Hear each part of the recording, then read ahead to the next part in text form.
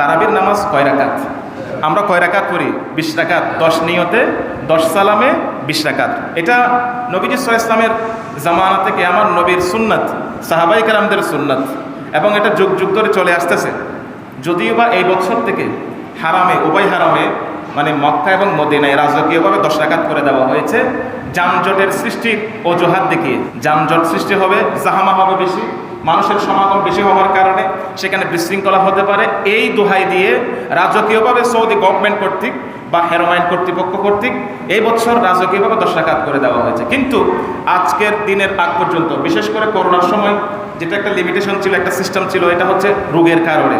এটা কিসের কারণে? আপনার প্লাবনের কারণে কিংবা আপনার একটা রোগের কারণে। সুতরাং এই ছাড়া রাজকীয়ভাবে ঘোষণা এসেছে এই বছর উভয় হেরমে রাজকীয়ভাবে 10 রাকাতের সিস্টেমটা এবছর থেকে চালু হয়েছে। কিসের দোহাই দিয়ে? আপনার জাহামা হবে, জ্যাম হবে বেশি, মানুষের দুর্গমের সৃষ্টি হবে, চলাফেরা করতে কষ্ট হবে, তারা কন্ট্রোল করতে পারবে না, এই দোহাই দিয়ে 20 থেকে 10 রাকাত করা হয়েছে। কিন্তু এর পূর্ব পর্যন্ত নবীজি সাল্লাল্লাহু আলাইহি ওয়াসাল্লামের জামানা থেকে মানে এই বছরের আগ পর্যন্ত উভয় হেরমে 20 রাকাত নামাজ ছিল, তারাবির নামাজ। ঠিক একইভাবে আমরাও 20 রাকাত করি।